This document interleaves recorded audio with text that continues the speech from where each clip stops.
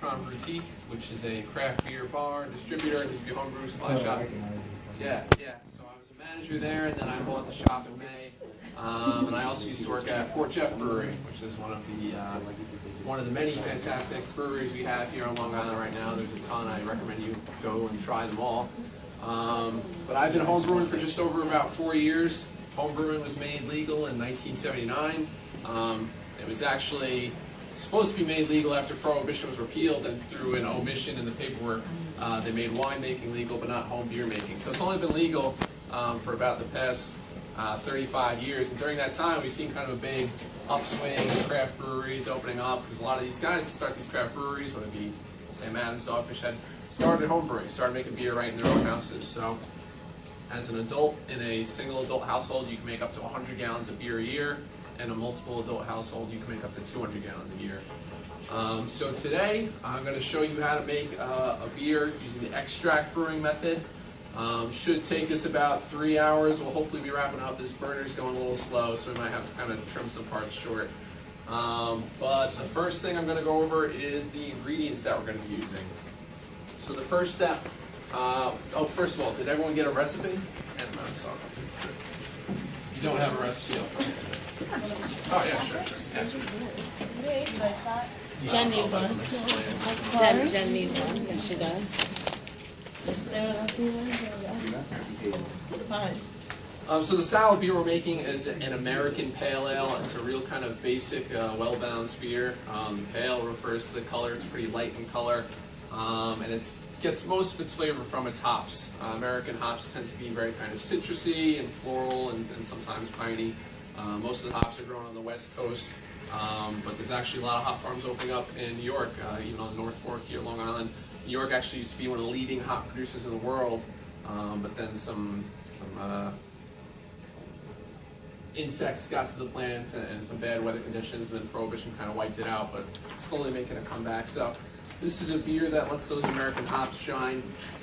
And the first ingredient we're going to be adding as soon as this gets up to temperature is our steeping grains. These right here, this is barley. That's what most beers are based in. There's some beers that are made from wheat, which is another grain.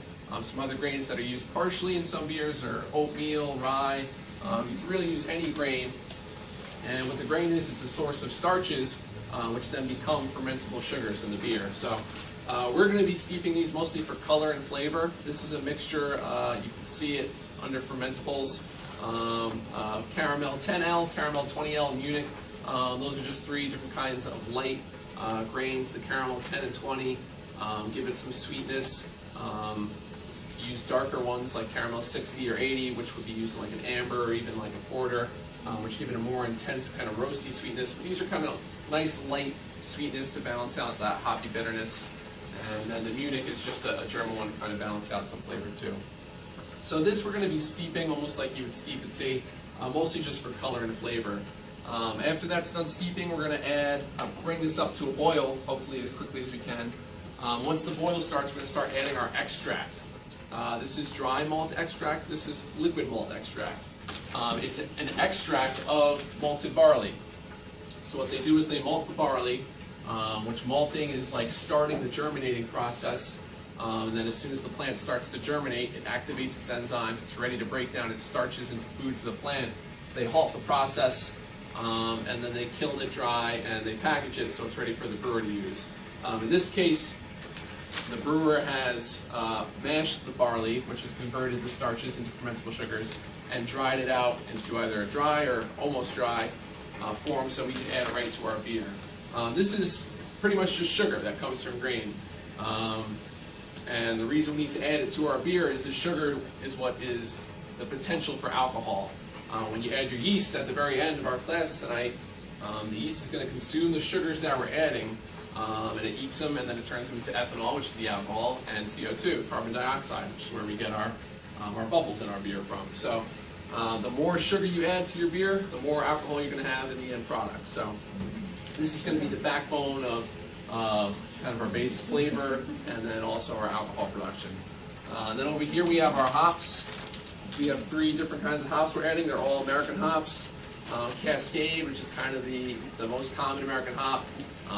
made popular by the Sierra Nevada Brewery and their pale ales and IPAs, and kind of the styles that kind of led the forefront in the craft brewery explosion. And then Octanum and Amarillo, which are two more citrusy floral type hops we're going to finish with. And as we're adding them in later in the boil, I'll talk about kind of the role they play and how you can play around with those. And then last is our little packet of yeast. What's interesting about yeast is it's actually a living organism. So these are little cells in here that are dried out but still just kind of dormant. And as soon as we add them to our sugary wort is what you call the beer before it's beer, they're going to wake up, they're going to start eating those sugars, turning them into alcohol, which is going to make us our beer. So as I said, our first step is to steep our grains. Normally you want to bring about 2 to 3 gallons of water up to about 150 degrees.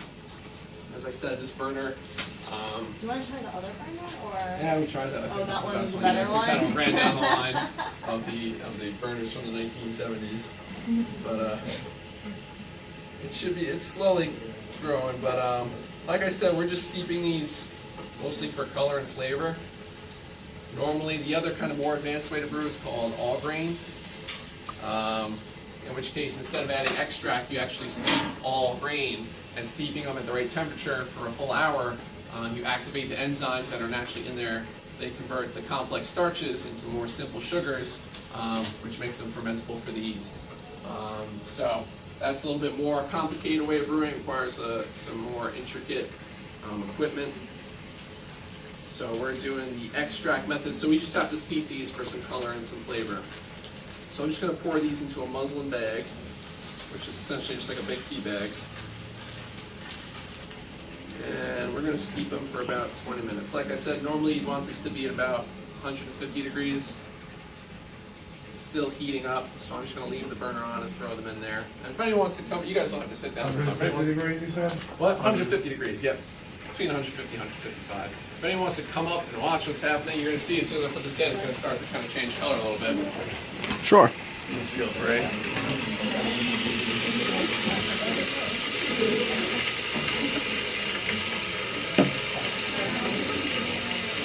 Alright, throw these in there. Start letting it bob around, and you can slowly see it starting to change the color of the water. It's a nice pale color. Hence our pale ale. I'm just going to make sure all these grains are thoroughly wet. Make sure we're getting the most out of them, sugar-wise, flavor-wise. Oh, you just let the whole thing in, alright. Yep. Too bad.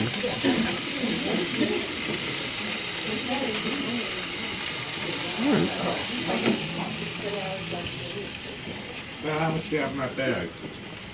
This you can actually see the amounts are right on the recipe. Normally in an extract batch you're steeping about 1 to 2 pounds of grain, and in this case it's just light malts give it kind of pale and a little bit of sweetness, but if you're making something darker like a porter or a stout, you have some roasted malts in there that give you coffee or chocolate-like flavors. These other grains use rye, oats. There's smoked malts. There's a whole range of malts you can get different flavors in here.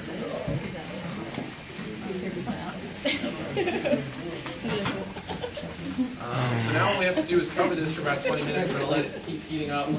And now, unfortunately, one of the bad parts about brewing is a lot of it's just waiting, which in most cases when we do these classes at the shop, we spend that time drinking and studying beers.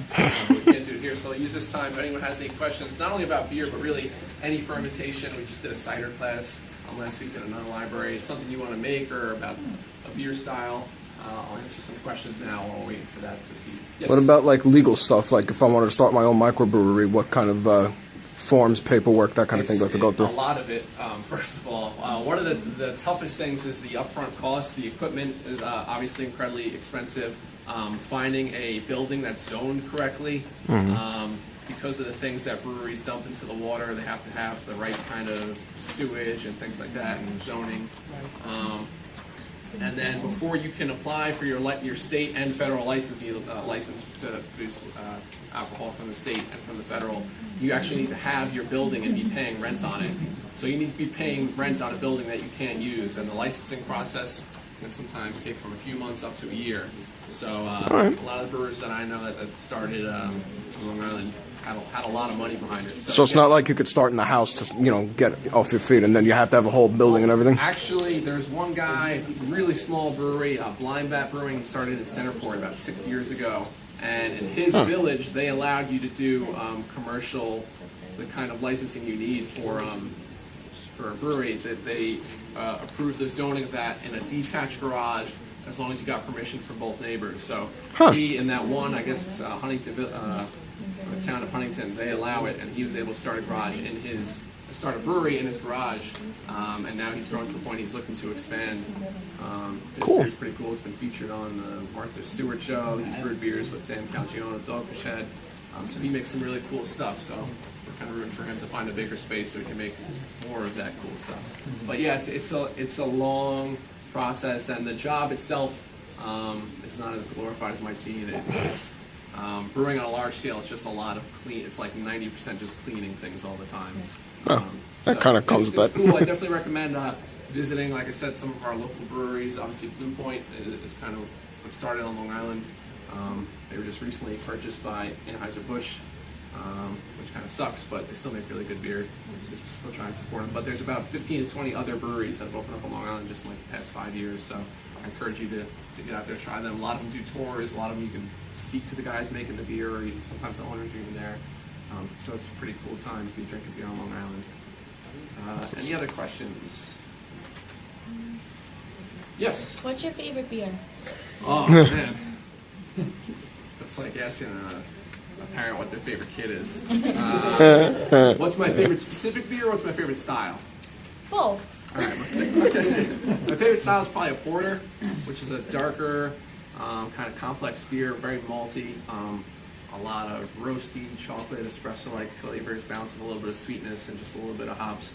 But I really drink it like every style. I'll try anything. Favorite beer?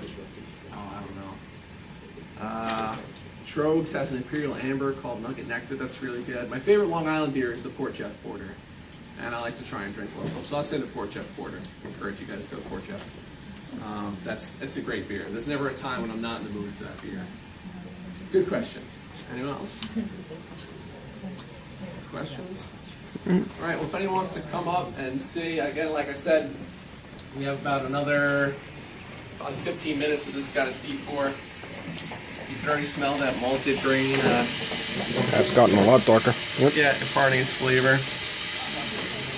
Now this is just taking the stuff out of the, what is it, the hop malt, what is that again? Yeah, this is malted barley. So it's like nothing's getting burned or so we're whatever. just like steeping it like a tea. We're just taking the flavor that's actually in the barley and... So nothing's getting burned on this one. All right. But, no, yeah. Cool. We're getting a very little amount of sugar right now. Most of the sugar, like I said, is coming from our extract.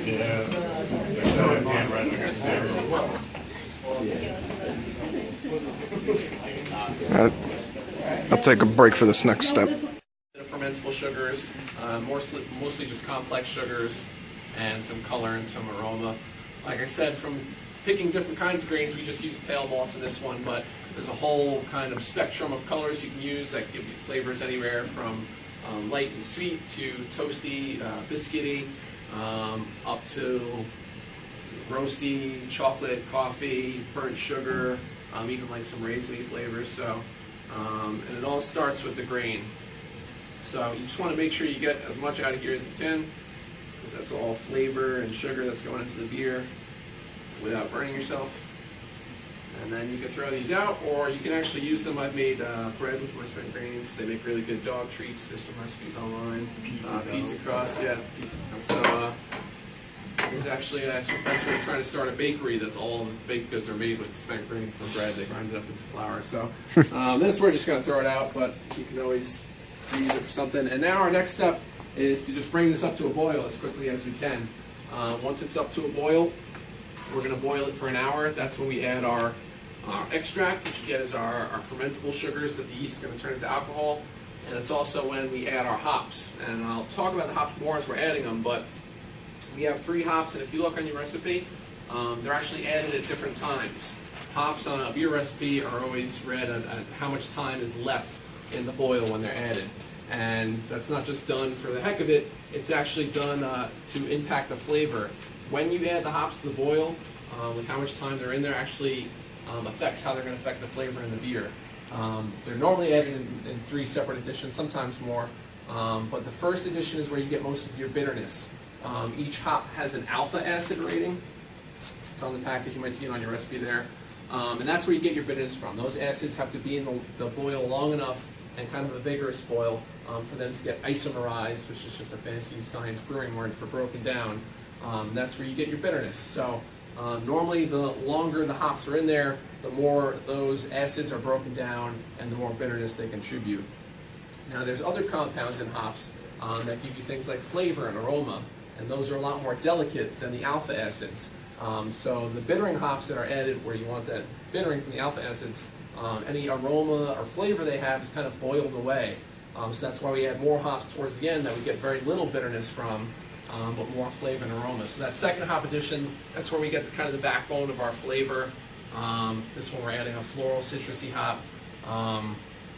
So yeah, it's in there long enough to kind of get most of the flavor out, but not long enough to break down a lot of the acids into bitterness. And then the last hop addition is for kind of the most delicate compound, which is the aroma compounds. They're added last 5 minutes, sometimes right as you're turning off the burner. And so just to kind of get them warm, keep those aroma compounds in there as it's fermenting. So when you crack open that beer and pour it out, all that aroma hits your nose. So we picked one of my favorite finishing hops, which is Amarillo, really popular in IPAs today.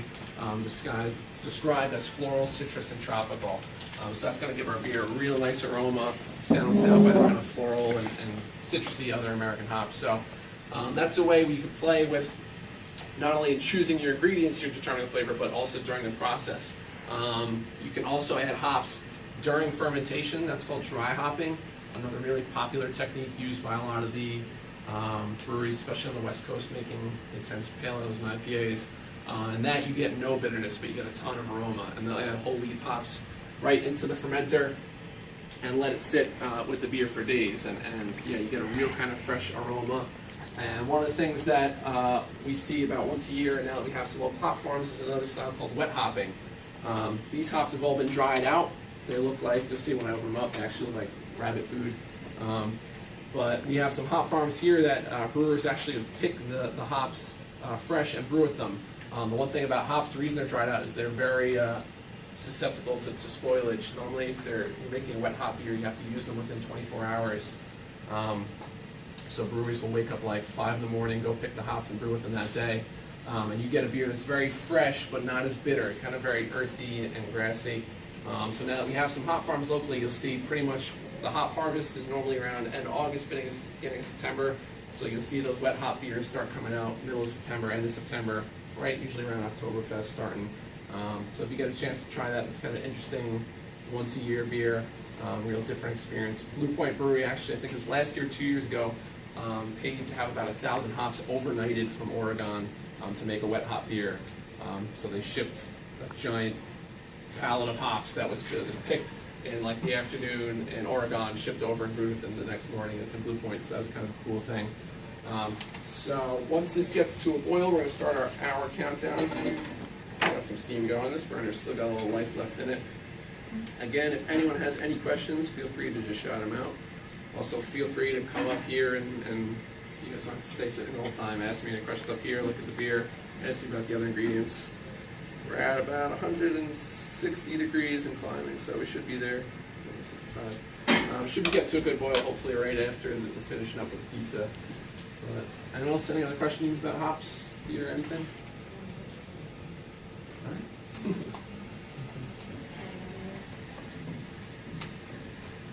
Cool.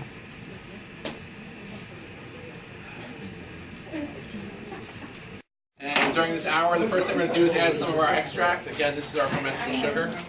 And I have a volunteer to stir it while I'm pouring it in. Anyone want to stir the beer? I would if I wasn't holding the camera. All right, good. Now this is literally the most important part. If you mess this up, I'm just kidding.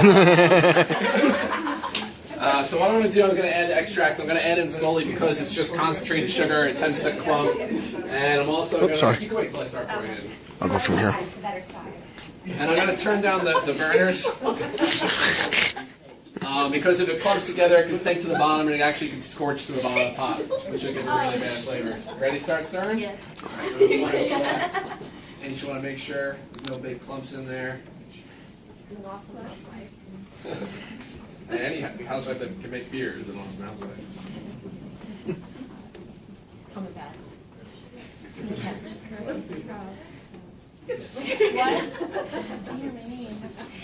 So if you taste this right now, it tastes really sweet. It actually tastes kind of like if you ever had a malted milk ball. It's essentially the same thing. It's I'd rather drink that.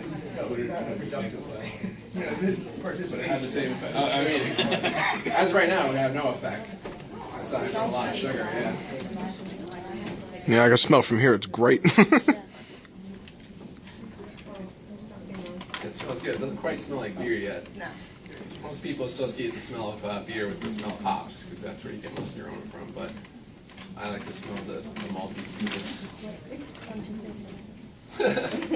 So she's going to keep stirring.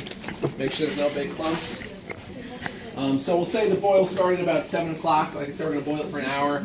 And we're going to add hops according to the schedule. So the first hop addition is with 45 minutes left. So that'll be at 7:15. And again, that's our bittering addition. I'll take it as our Cascade hop, which again is like the backbone American hop in American pale ales and IPAs. I'll pour it out into a cup if anyone wants to come up and smell it or see what it looks like. As I said before, it kind of looks like rabbit food. Excellent. Yeah, heck, I'll give it a whiff. Yeah, you can put it in there.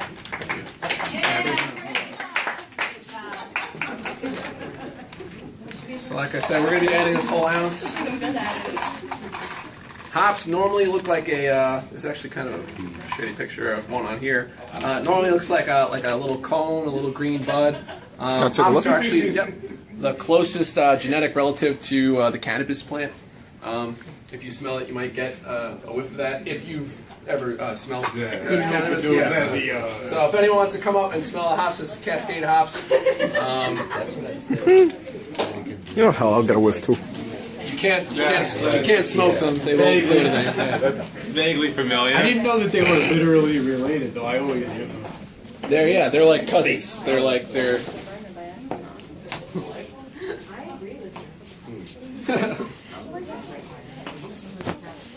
It smells like vegetable, really. Yeah. So the hops again are where you get your bitterness and your aroma.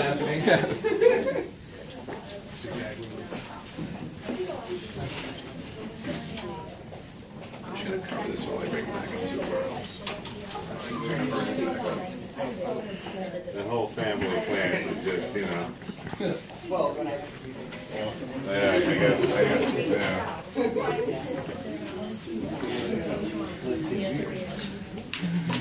Some of the things on the plant they will tell you, it's nice to know that naturally occurring in nature as well.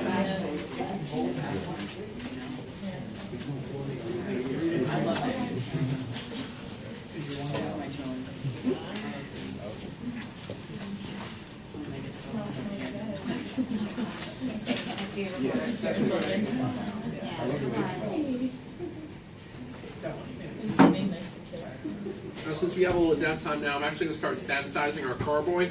Our carboy is where the fermentation happens.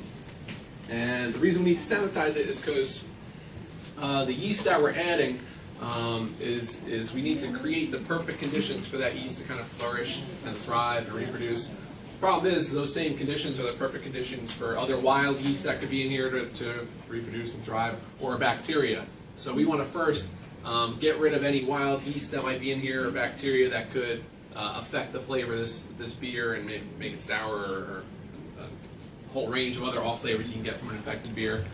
So this is a food grade sanitizer.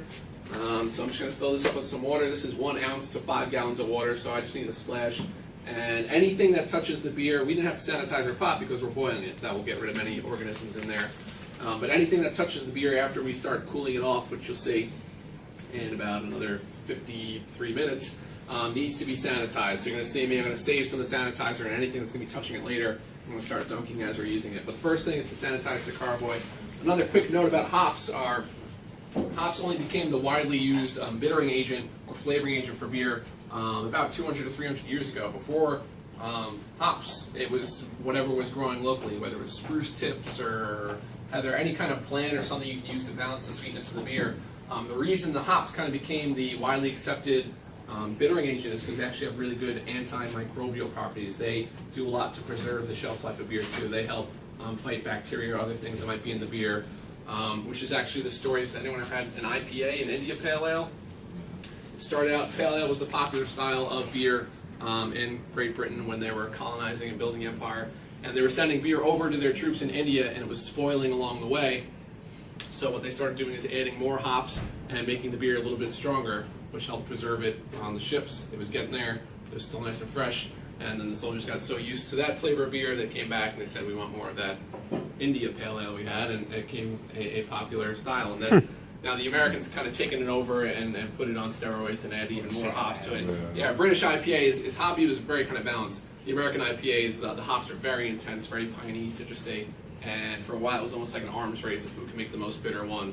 Things have kind of slowed down a little bit, but that's the story of why hops are used in beer, and yeah, they have very good antimicrobial properties, will help this beer maintain a nice long shelf life. So I'm going to sanitize this, so I just need to fill it up with some water and add our sanitizer. In about 5 minutes, we're going to make our first hop addition.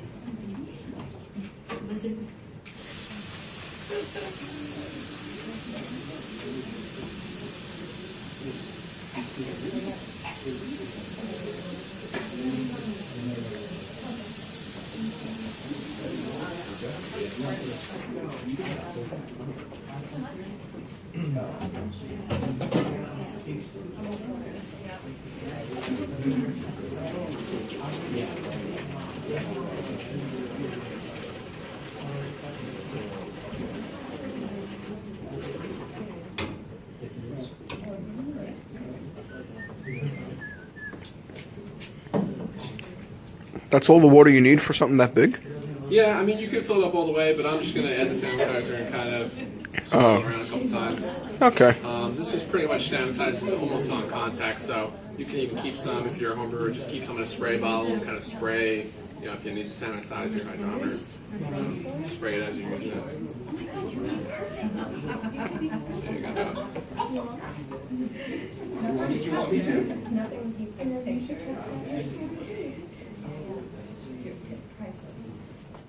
And what's great about this is a no-rinse sanitizer, so even if there's bubbles in there as I'm dumping it out, they're fine to leave in there even as we're adding the beer in.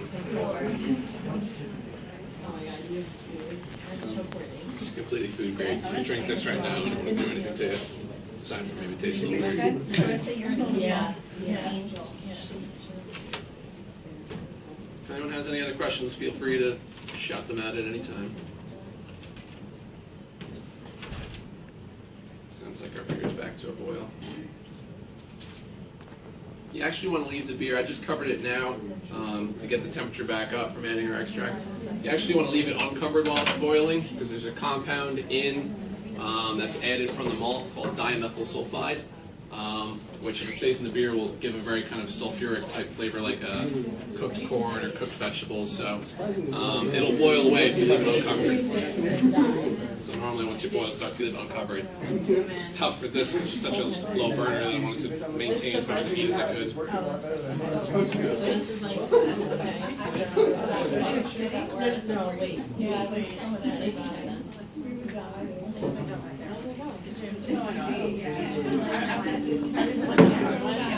It's your greasy pizza fingers.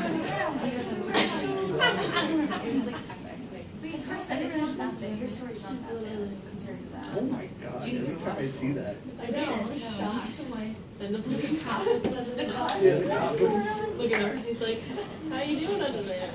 And they're like, and then she's like,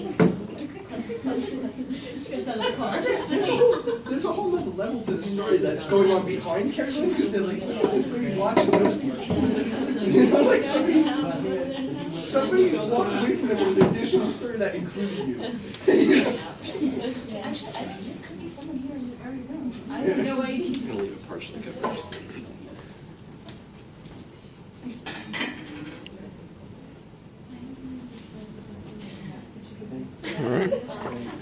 to the next step.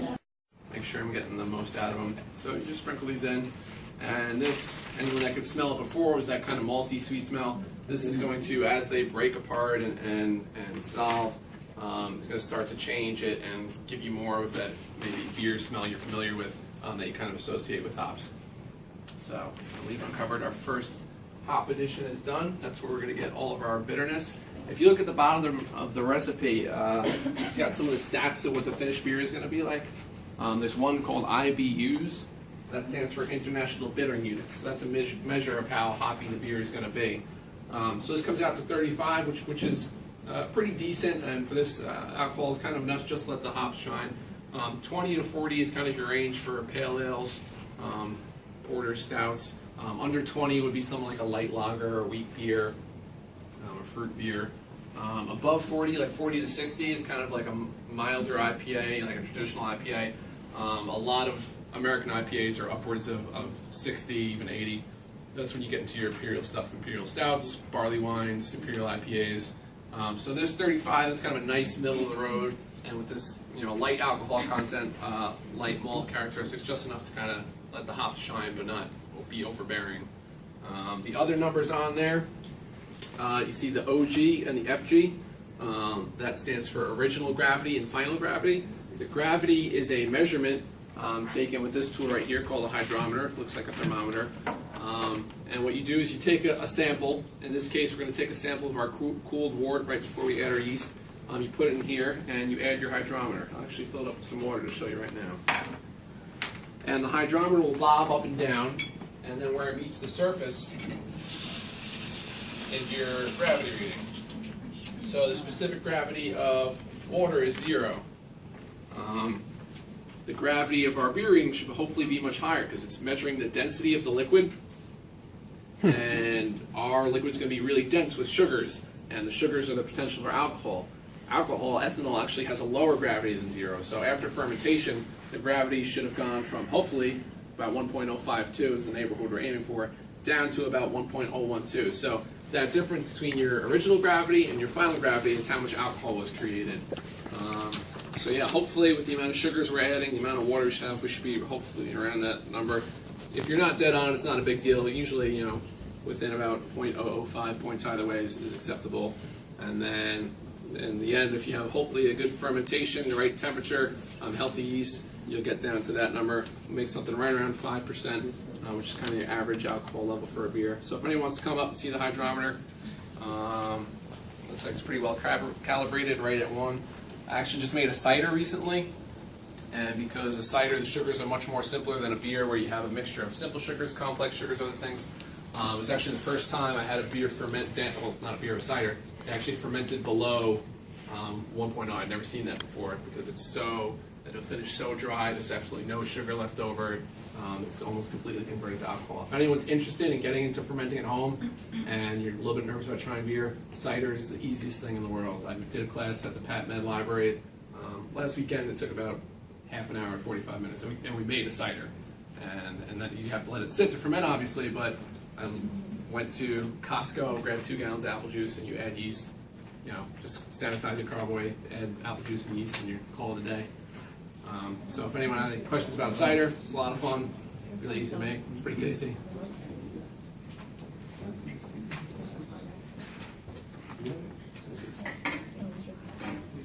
Posing.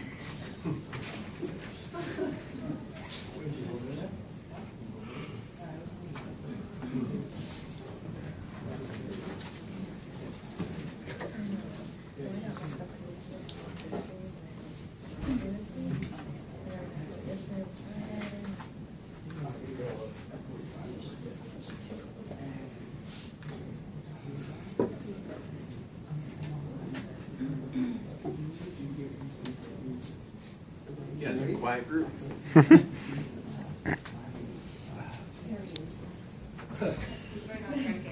Yeah, exactly. Used to it. And like I The said, ones that it's play. my first time doing. I've done brew class in libraries before, but normally it's just like a lecture, and I'd say about half hour, 45 minutes, then 15 minutes a question. Normally we do the full brew class at the shop for drinking beer the whole time. So people are usually a little looser with questions or even just chatting about an hour and a half into the class. But if anyone has any questions, again, it doesn't even have to be brewer related. It could be beer related. It could be about a specific brewery on Long Island. It could be about distilling, cider. What they call the cold side. There's the hot side and cold side of brewing. So that's what starts the cold side, which is much longer. We're going to start cooling it off. We put it in our fermenter. We top it up with water. We add our yeast. It sits to ferment for about 2 weeks. And after that 2 weeks, you're ready to bottle. You can let it sit longer if you want. It'll be kind of cloudy. And the longer you let it sit, the more the proteins that are in there and even some of the yeast that's still fermenting will settle out. But when you're ready to bottle, you're going to have a layer of sediment down here. So what you're going to want to do is transfer this. The kits that we sell come with a carboy and then usually another like 5-gallon bucket. So what you do is you transfer your beer to your bucket, which needs to be sanitized. Again, we don't want to contaminate the beer. You transfer it from the carboy to the bucket and you add what they call priming sugar. For most kits it's just normally corn sugar. You can actually use any sugar, but corn sugar seems to be the most popular one. And what that does is when we're going to put it the beer into our bottles after it's fully fermented, the yeast that are in there, they haven't died, they've just kind of gone to sleep because they fermented as much sugar as they could, they got tired, so they went to sleep. Now we're putting it into a bottle and we're giving it a new source of sugar to ferment. So it's super pumped, it wakes up and starts consuming those sugars, but now instead of putting it in a carboy that's got an airlock where air can escape, we're putting it in a sealed bottle. So the yeast is going to wake up, start eating the sugars that we added, and it's producing, again, alcohol and CO2. Now, the CO2's got nowhere to go, so it dissolves into the beer, and that's what carbonates it. That's the way homebrew beer is carbonated. Most commercial beers are forced carbonated, which means they're just hooked up to a tank of CO2 and they pump it in there.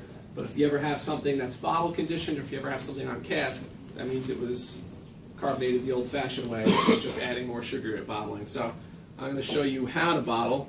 Bottling day is definitely a day. It helps to have some help because you have one person filling bottles and the other person capping. So this is a siphon. This also comes with the kits that we sell. It's just helpful for transferring liquids and not splashing them too much, which helps keep down the risk of infection. Also keeps oxygen out, which can ruin the flavor.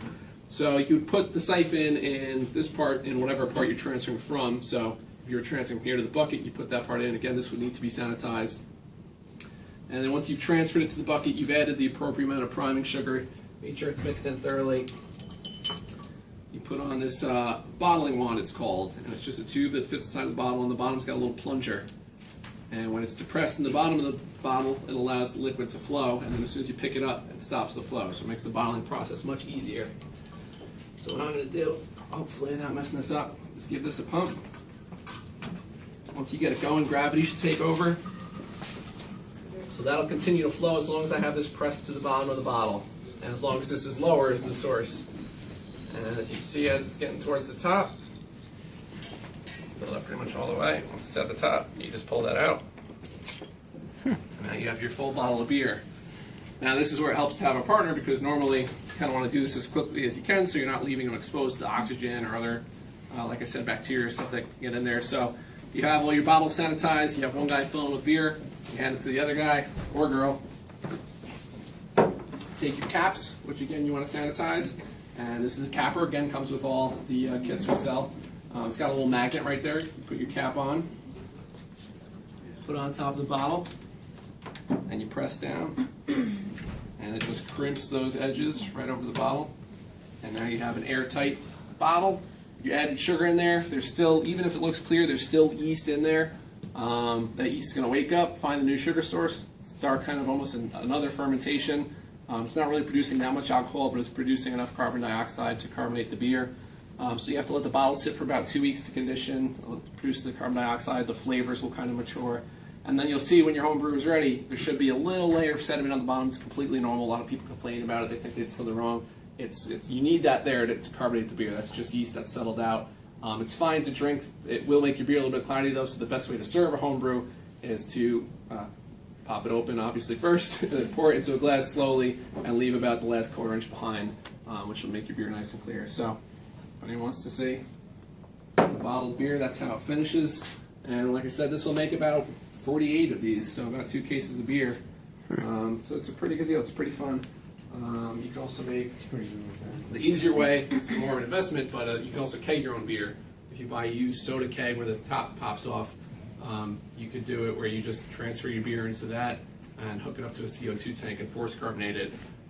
But you need a way to keep the keg cold. You need a carbon dioxide regulator. So it's a little bit more expensive, but it's a lot easier. And then it's cool that you have beer on tap too. So if you ever stop by the store, I can show you our kegerator. We normally have something on tap. Got our boiler going good again, so I'm going to take that off. In 15 minutes, we have our last hop edition. There's a whole bunch of other things you can flavor beer with. The rule of thumb is for almost anything. Spices or fruit related, well, fruit depends. Spices, you want to add it in towards the end. Again, same reason you add those hops towards the end is the flavor compounds, the aroma compounds are very delicate. So we just did our Imperial Pumpkin class where we added nutmeg and vanilla and clove and cinnamon and ginger. We added them all in the last 5 minutes. So there's a ton of things you could add towards the end to flavor your beer. Fruit, it depends. Citrus peel is good to add in towards the end of the boil. Most other fruit is normally good to do actually during fermentation, if not towards the end of fermentation. Anytime you're adding fruit to beer, a lot of time you're adding a new sugar source. The second beer I ever brewed, we wanted to make an apple cinnamon oatmeal stout. We got really pumped about it, and we baked apples, and we added it right in the beginning of the fermentation. Like, this is going to be great. It's going to be like a sweet apple smooth beer. It was completely opposite. The yeast that was eating all the sugar from the beer ate all the sugar from the apples too, and made a very dry, almost like champagne-like cidery dark beer. It was okay, but it had nothing to do with what we were trying to make. So A lot of alcohol content. yeah, a decent amount of alcohol content. Yeah, it's just another sugar source to get alcohol from. So the next time we did it, we kind of waited till fermentation was over and then added the apples in. The yeast had mostly subsided, and then after adding the apples in, we actually lowered the temperature. Yeast, again, is a living organism, and we're trying to create a very specific environment where it's going to be active. And one of the things we have to pay attention to is the temperature range. This yeast will ferment very happily between about 65 and 70 degrees. Any lower than that, it might not get going at all. Any higher than that, it'll ferment, but it'll give you some funky flavors. So what we do is when we added the apples, we actually lowered it, put it in my garage, where it was about 55 degrees, and the yeast could never really get going. A lot of that sugar that we wanted to stay in there from the apples stayed in there, and we had a nice, really kind of sweet beer that we were looking for originally. So, and there's a whole bunch of other things, like I said, dry hopping you can do during fermentation. Oak chips soaked in whatever kind of alcohol you want mimics the kind of effect of barrel aging something. I was saying before, I've had beers with everything from hot chili peppers in them to peanut butter and jelly. We just had a beer on tap that had Snickers bars added into the fermenter that was really good, surprisingly. So if you have a question about a crazy ingredient you want to incorporate about beer, there's some coffee is kind of an interesting one. We're actually working on a coffee class. If anyone knows Roast on Main Street in Patchogue. Brickhouse Brewery brews a beer with their coffee every year, and that's due to come out at the end of November. So we're going to do like a class, the three of us together, about brewing beers with coffee and tea. Coffee's kind of interesting because there's a lot of different ways to brew it, and some ways give you more bitterness and acidity, and some ways give you more oil. So you kind of have to pick the way that matches your beer the best. But the thing about coffee, you normally don't want to add it during the boil because there's a lot of oil in coffee, and it will kind of kill the body of your beer, kill the head retention, which is true for anything with oil. If you're adding something like nuts, it's usually best to get like a dehydrated powder to add it. But there's, like I said, pretty much any ingredient you can think of. I think I've seen someone brew a beer with it. So if you have a question about a specific weird ingredient, feel free to ask me. Yes? The different browing machines affect the flavor? Yeah, definitely. We made a beer in the beginning of September at a class. It was a maple nut brown ale, so we probably doing maple syrup. And definitely it'll affect the flavor. It's not a huge amount. We actually add maple syrup to the boil as well, but it's just kind of like an added bonus. Yeah, we ferment it with maple syrup. Dogfish Head makes a version of their, it's a blend of their 60-minute and 90-minute IPA that's conditioned with maple syrup. Conditioned beers with brown sugar before. Actually, I think that's what we did our pumpkin ale with brown sugar. Molasses, honey. Honey's a really good one. But if you're looking for something that's just kind of neutral, it's going to give you a really nice carbonation. Corn sugar is usually, I think it dissolves the best and has a really neutral flavor. But if you're looking to get a flavor from your primary sugar, you can certainly add something else. Any other questions? All right, I guess we have left to talk. We got 10 minutes till our flavor flavor hop addition, and then after that it starts to pick up a little bit where there's more to do. So, if anyone wants to smell them, please give me a yes. What's this? Ottenham hops. This is another American hop.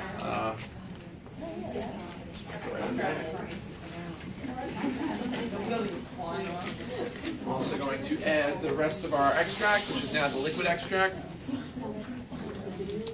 The reason I didn't, you can add it all in the beginning. The reason I don't is you actually get more bitterness from your hops if you save some towards the end. Because if the wort is too saturated with sugar, it makes it harder for the bitterness, for the alpha acids to dissolve in there. So I normally wait and add another one in the last 15 minutes to get this open. So this is the same thing as the dry extract, just the dry extract's been dried to about 100%. There's no water content, and this has been dried about 80%. So it creates a very dark, almost syrupy looking. This can get very messy. Do I have another volunteer to stir? I'll do it.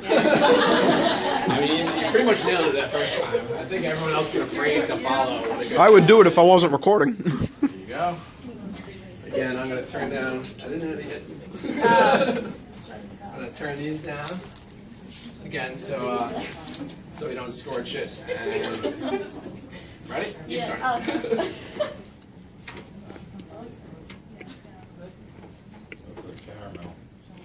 It's almost essentially what it is. It's sugar that's been concentrated and actually some beer styles, what they do is they'll boil the wort for even longer. It's actually a popular method used in Scottish beers.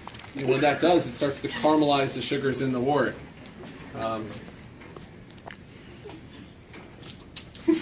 So if you ever have a Scottish beer like a wee heavy, there's a real kind of intense caramel flavor that they get from boiling the wort for so long.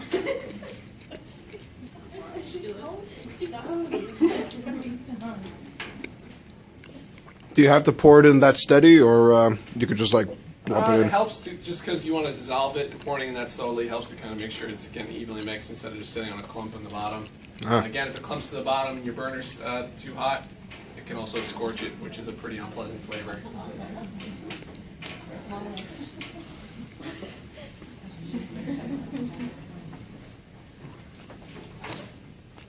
All starting. All right, you can just lay that down on the table back here. And I'm going to add one more thing right now. It's called Irish moss. Believe it or not, it's actually a type of seaweed. And what this does, it's not necessary for the beer. This is more of an aesthetic thing. It's called the protein coagulant. It has in the malt that we added, there's a lot of compounds in there. There's sugars, there's enzymes. There's also some proteins in there. And they'll make the beer kind of hazy. So what this does is it has an opposite charge what the proteins does. So it attracts all the proteins into a clump and helps them to settle out of the beer, which just gives you a clearer beer. It's not going to affect the flavor at all, but I like to add a pinch to my beers because it does make them look a little nicer. Take some out. Normally, yeah, you'd add this in the last 10 to 15 minutes. Sprinkle some in there. Again, it doesn't affect the flavor at all. It's just going to make it look a little bit nicer. And then another 5 minutes, we'll add our aroma hop, and then we can start cooling it off, transferring it, and then we'll see how close we came to hitting our gravity. Trying to think if there's anything I didn't cover yet. Does anyone have any other questions? No? You got them all out? Good. If anyone comes up and sees, you'll see it too as we start cooling it. It's very cloudy. There's a lot of stuff, particles floating around there, mostly from the hops. Like I said, proteins and other compounds that are in the grain. But as it ferments, all that stuff will kind of settle out. And the longer you let it sit, the last thing to settle out is kind of the yeast, because it's active, and while it's active, it's swirling around and swimming around and eating those sugars. But as there's less and less sugars, that'll settle out too and give you a clearer beer. Yes. Do you recommend like throwing the hops in like a muslin bag so it doesn't float around in there, or do you want it to permeate through the whole? Yeah, I like to kind of have a loose. People that use the muslin bags, they don't notice the difference, but people do use them. It just makes it easier. Like some people, we're going to use a siphon to transfer the beer, so that's pretty good at kind of keeping the hops behind, but some people cool it off and then just pour it in. So a lot of those people like to use the muslin bags because then you can just take the hops out and keep them out of the carboy. So not, and they're kind of affecting the flavor past their prime. But yeah, two schools of thought to that. Yeah, it's whatever your preference is. I like to throw them in loose. A lot of times though, if I'm doing a beer with a lot of hops though, I'll use them as like if we had about 3 ounces. I've made IPAs where I had like 8 or 10 ounces, and it's almost impossible to siphon without getting clogged. So I wasn't big then. Good question. Anyone else? You guys are such a polite and obedient crowd. I'm not used to this. I only like drunk guys yelling. Not at the libraries, but at the regular classes. Every once in a while at the library. It depends on the library.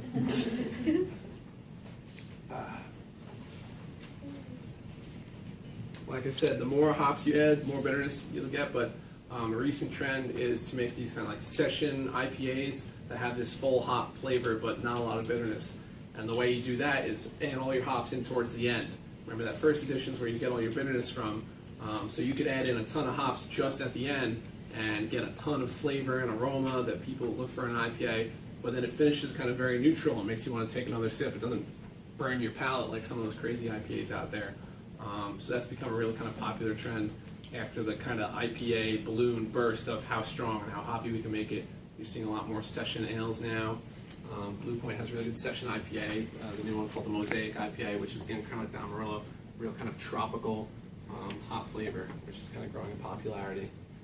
If anyone has any other questions about a style or again a local brewery, feel free to ask. If not, we're going to make our last hop edition in about 4 minutes. I have a question. I probably answered this already, but like when they say like 90-minute and like what does that mean? Oh yeah, it's a good like the Dogfish Head IPA. Yeah. Yeah, what they're referring to is how long they boil the beer. You have to boil it for at least an hour. Some people go a little bit longer. So for the series they do, the 60-minute, the 90-minute, the 120-minute IPA, they're boiling it for that long, and they add hops continuously. He actually built a machine called like the Hopinator or something that was like a carousel that literally like every minute added in more hops. So since they were doing it continuously, it kind of maintained a nice even flavor. But the ones going in the beginning got a lot more bitterness, ones towards the end a lot more flavor and aroma. And in the cases of the 90 and 120 minute, there's so many hops going in, that's how they get those crazy IBU levels, the bitterness levels. But at the same time, they're not making the same base beer. The hops are going up, but they're also making it stronger. So in a way, the relative bitterness is kind of the same. Like you taste it, it tastes the same amount of bitter, even though one has more hops. There's more sugar and alcohol to balance it out. A lot of people that try the 120-minute IPA, which is the hoppiest malt, actually think it tastes very sweet. It kind of does because it's so strong. The alcohol and the sweetness of the malt just takes over. So it's all kind of relative. Yeah, you can make a hoppy beer, but as long as it's balanced by the malt, it will kind of have the same relative bitterness, as they say. But that's a good question. Yeah. And like I said, the Scottish beers they traditionally would boil them sometimes 2 or 3 hours. And they didn't add a lot of hops. Part of the reason is because England grew all the hops, and it's like a big fu to England. They didn't want to support them, so they would add other things there, heather tips and stuff like that. But they boil it for a long time, so long that it would start to caramelize at the bottom. That's why Scottish beers tend to be darker and sweeter and maltier. So that, again, that's a long boil, but for a different purpose. Like I said, there's so many different ways you can tweak on the brewing process. One of the biggest ways actually is your fermentation temperature. Like I said, this will ferment between 65 and 70. There are other styles that ferment cooler, which you get kind of nice, even, mellow flavor. There are other ones that ferment much warmer. If you've ever had a Belgian Saison, it's a yeast that's active at warmer temperatures, and it creates a lot of funky flavors. But if you pick the right yeast and kind of treat it the right way, it can be quite enjoyable. Most important thing for any brewer starting out is make sure everything's sanitized. That's the easiest way to mess up a beer. If you make a mistake, and one of your first times brewing, there's like a 90% chance that you didn't sanitize something right and it got infected either with a wild yeast or a bacteria, which then ate all the sugars and created flavors you did not want in there.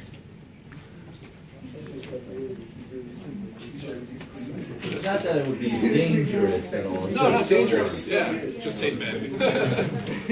Still, I mean, the fermentation still happened. It's just the yeast. I mean, these yeasts have been evolving for hundreds of thousands of years. The longest time they were reusing the same vessels and unknowingly, selectively breeding yeast, to get the strongest ones.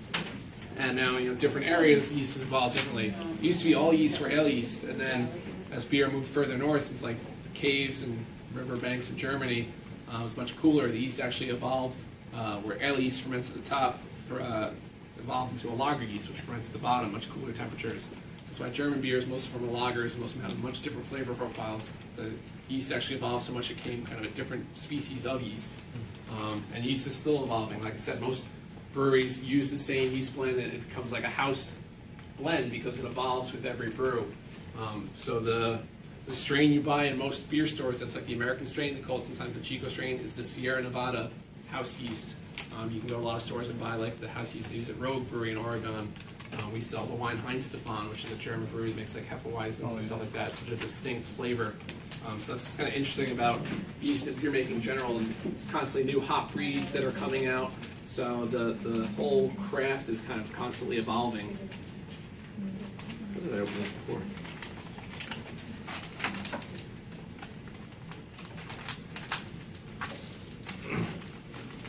Do I have a scissor and a knife? Maybe that didn't work. I might have a knife. Hold up. I don't know if it's sanitized though. Oh, here's a scissor. Oh, even better. Yeah, it doesn't need to be sanitized at this point because we're still in the boil phase. Alright, I figured the ingredient itself. So our last top addition, my favorite in this batch, is the Amarillo. This again is going to give us nice fruity tropical tones in the aroma.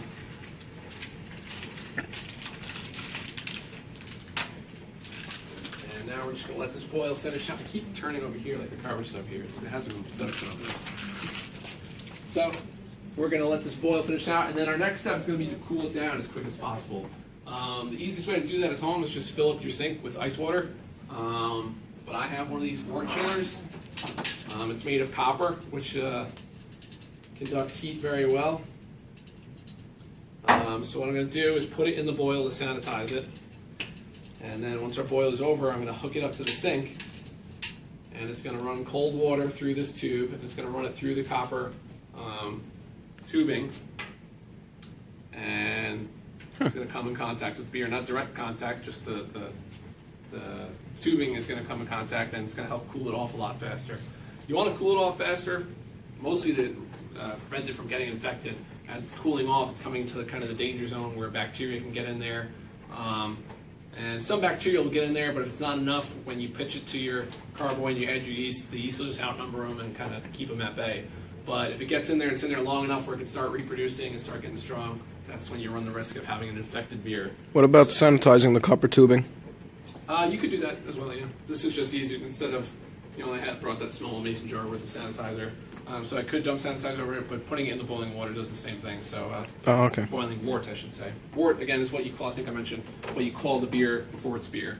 The saying is that brewers make wort, yeast makes beer, because it's not beer until you add the yeast, and they kind of do all the work at that point. So I have our sanitized carboy over here. I'll bring it front and center. If anyone didn't see before, I added some water. Like I said, we're making 5 gallons. But you only have to boil about half of that just to get the sugar and hops in there. And that serves the purpose of making the boil a bit easier. You can use a smaller pot. Boil 5 gallons, you need a pretty strong burner. This one struggles just with the 2 gallons.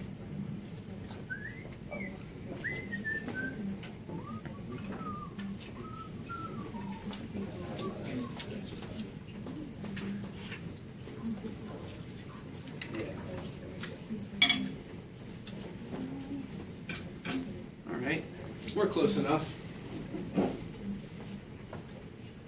Switch on this.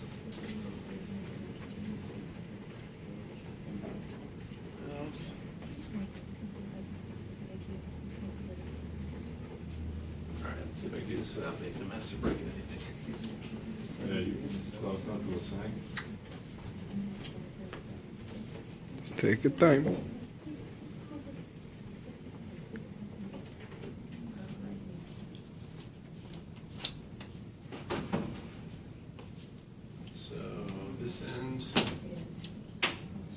Sink. This is where the hot heated up water is going to come out. And this I don't think fits on, so I'm going to have to hold it here while we run the water through.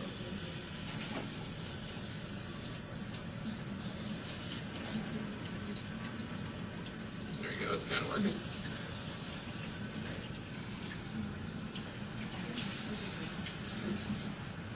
Again, the shortcut way, not the shortcut way, the easy way to do this cheap way to do it is just fill up your sink with ice water at home, sit it in there, and that'll take about 45 minutes to an hour to cool off. Doing this way should cut it down to about 10-15 minutes. Well, there we go. Okay. Here's the tubing. Cool.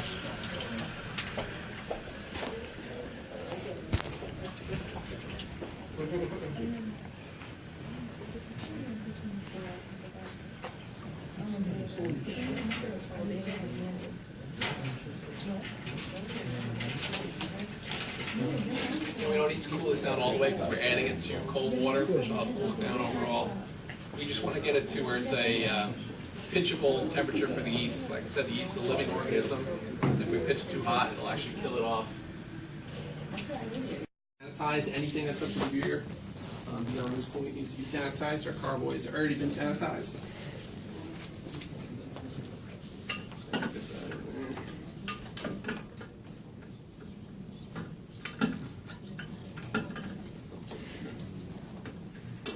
I should pump some through before with the bottling demonstration, but just to be sure.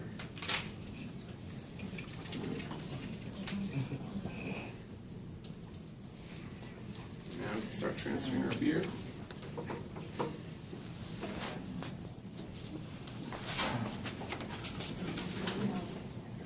There it goes. And you keep the water inside there too? Like I said, I added the water. We're making 5 gallons of beer, but one of the conveniences of extract brewing is you don't need to boil all 5 gallons, which saves you a lot of time heating it up, saves you a lot of money.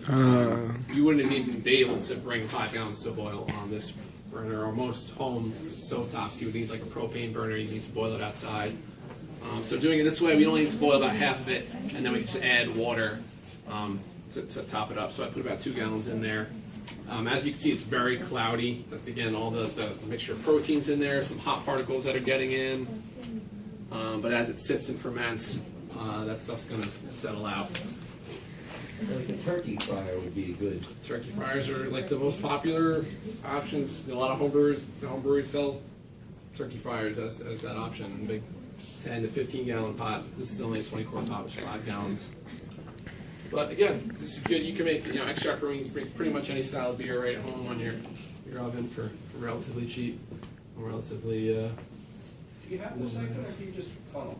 You can funnel it, yeah. I prefer the siphoning because it's a little cleaner, a little easier. But yeah, someone asked before about using bags with the hops, and most people that use the funnel, they use a muslin bag with the hops to kind of leave them behind. Yeah, because you're going to see at the bottom it's going to be kind of a mess of hops and other things we added. Some proteins and particles that made it through the bag, the grains. So I prefer the siphon because you just pump it and it kind of goes on its own. But when I started, me and my brother, we didn't have a siphon. We used to pour it through a funnel.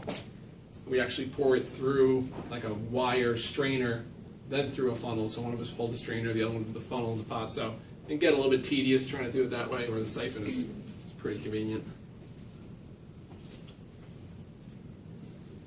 Once it's all in there, I'm going to shake it around, mix it in evenly with the water, and also once it's at the right temperature, this is the one stage of the brewing process where you actually want to get some oxygen into the wort. If you get too much oxygen while it's hot, it can kind of ruin the flavor, and if you get oxygen in post-fermentation or during fermentation, it can stale the flavor of the beer or kind of ruin the flavor of your hops. But at this point, right before we're ready to pitch the yeast and start fermenting, it's good to add oxygen, because what's interesting about yeast, we're going to have a bit of a biology lesson here, is it actually does aerobic and anaerobic reproduction, which means it reproduces with and without oxygen. So the anaerobic without oxygen is the fermentation. So we want to get as much oxygen as we can in there because it's going to make really healthy, strong yeast cells, and a lot of them. And then as soon as it absorbs all the oxygen out of the wort, that's when it's going to start the anaerobic, which is without oxygen, a fermentation. And it's just going to give us more healthy yeast cells, a higher count, and should give us a better fermentation, and should take all the oxygen out of the beer. Like I said, this is an American yeast. There's all different kinds of yeast that give you different kind of flavors. Like I said, a lot of German yeast or lager yeast, which ferment cooler temperatures as low as 50 degrees. Belgian yeast are known for kind of being very spicy and floral and give you things like Belgian saisons and triples. British yeasts tend to be a little bit fruitier, where American yeasts are kind of known for just being clean, which is why they're popular for IPAs. They finish kind of very neutral, ferment very well, and don't give you a lot of flavors to get in the way of the hops kind of shining through. So we've got about 5 gallons in there. If anyone wants to look in the pot, it's kind of gross. Just a bunch of wet hop matter. Gobbledygunk. So I'm going to shake this around since I added the water. Make sure it's mixed evenly, and then we're going to take our gravity reading. It's not all the way down to the ideal fermentation temperature, but it's cool enough where we should pitch the yeast without killing it.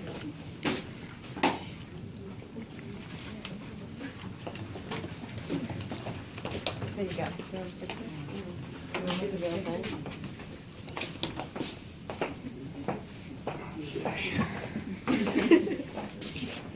It should still be relatively sanitized.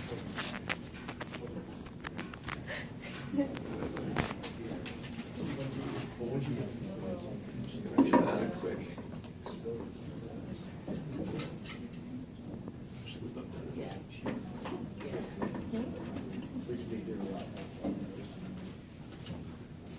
So remember the gravity reading I spoke about before? We took the reading of the water, it was at a 1 even. We should be hopefully in the neighborhood of 1.05.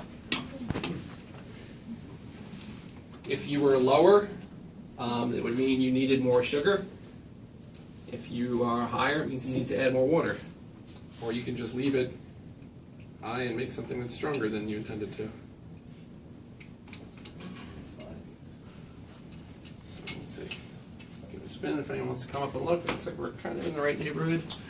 And it's where it meets the surface. There's some bubbles there, but it looks we're pretty much dead on at 1.052. So this, if fermentation goes well, should give us a beer of about 5.2%. And so the last thing we need to do now is to pitch our yeast. Where'd that scissor go?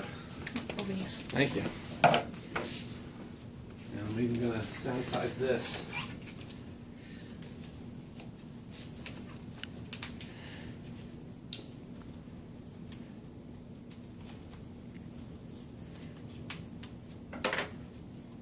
Tension with a knife. So this you just sprinkle right in. Like I said, the first thing they're going to do is go in and absorb all that oxygen I just added, and they're going to build nice healthy yeast, new yeast cells and nice healthy cell walls. And then once they're out of oxygen, they're going to go to work on those sugars. And so that primary phase, here's what I'm looking for. That primary phase will take 12 to 24 hours, and after that one starts fermenting, that's when you're going to see this start to bubble. And this is our airlock. So the rubber part is called a stopper, which is just like a plug. And then the thing that goes in it is an airlock. And you fill it about halfway with water. And once this starts to ferment, as I said, it's creating alcohol, it's also creating CO2. So when it's in here, we're not ready to carbonate it yet. We want that CO2 to escape, so it's not building up pressure. So what this does is, as the CO2 builds up, this will allow the bubbles to escape. It allows nothing else to get in there and contaminate it, whether it be wild yeast or bacteria. Also, like I said, we don't want oxygen getting in there once it starts fermenting. So this keeps this environment completely safe and neutral for the yeast to do its job. So I'm just going to stir that yeast in there.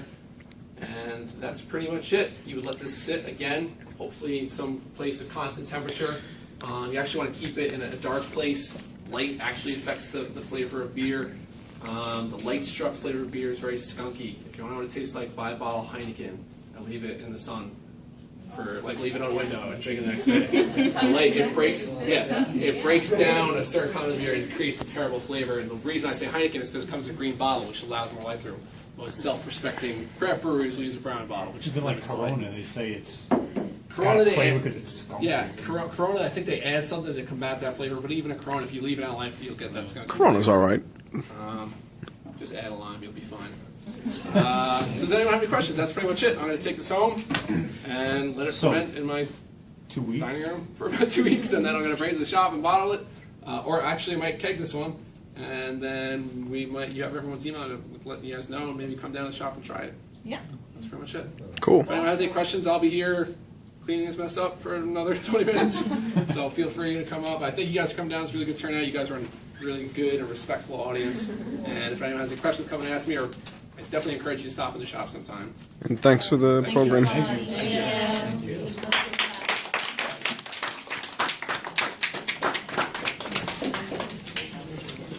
Cool.